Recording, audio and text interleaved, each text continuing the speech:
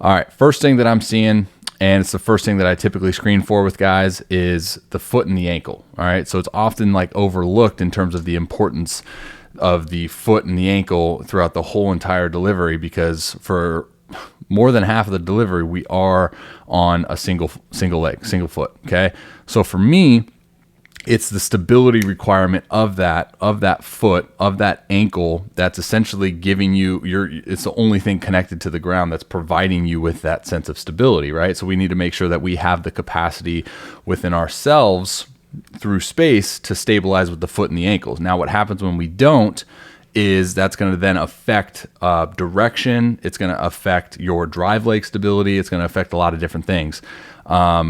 So I will include some progressions for the foot and the ankle as well, which I think will help clean up a lot of the things. But you can see here, as soon as you lift, your foot kind of comes up and your knee comes up into kind of this extension, right? And now as you come down, you're obviously going to load your drive leg, and then that's when we see this kind of misdirection.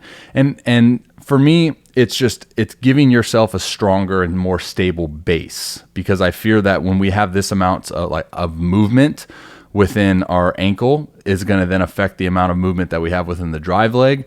And the more movement, it's not necessarily bad or good, but it's the more movement that we have here is going to then more than likely lead into some of these more instability issues.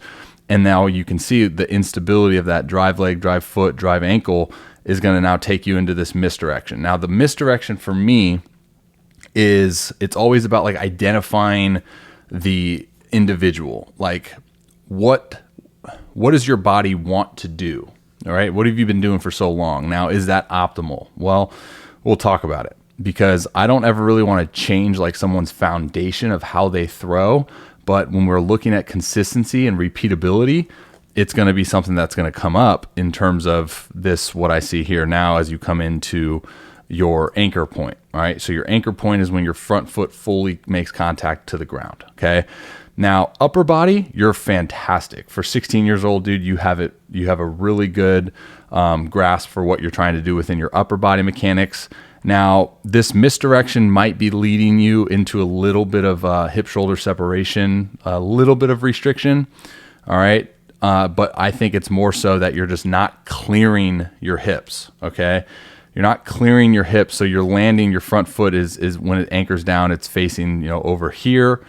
And now your direction is more so, like I said, with that misdirection stemming from the initial move, is kind of leading you into thinking your energy is going this way. And now when we talk about the inconsistencies of, your delivery, it's going to be hard for you to repeat, because now you have to essentially force your trunk to aggressively rotate and pull glove side to get into your release slot, which is, in my opinion, could be a very inconsistent thing as you come into your throw. And you can kind of see that you're getting under the ball just a little bit and you're not really pulling down on it.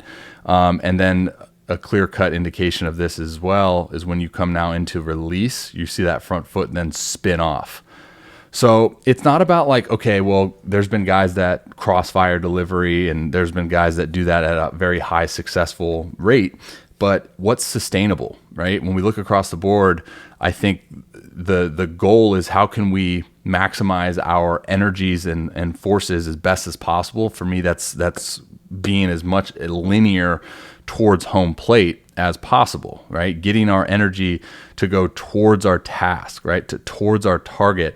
That's where we start seeing that effortless velocity, because not only are things happening at a very time-sensitive manner, but it's all going towards where our direction is, okay?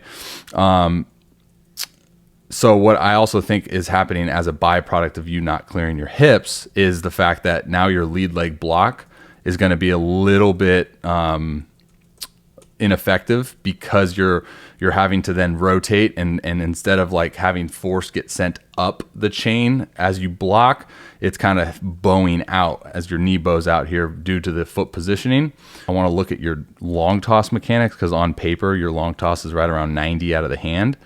So when we look at your long toss, this is usually what provides us a good visual for like that authentic and unauthentic stability. So when you long toss and crow hop onto that drive leg, you give it that sense of stability. So now when you hop down and put weight on that foot and that ankle, it automatically stabilizes itself, like from an external standpoint of slamming weight down into it, right? Whereas comparative to the mound, we're just kind of doing that ourselves. We're not moving, we're not slamming that foot down. So you can see when you long toss, you shuffle, boom, you stick your drive leg, and now watch the posture clean up, right? So you hold drive leg posture here, you stabilize, and now what that also entails is you coming down to your front foot and a lot more linear, a lot more energy going forward.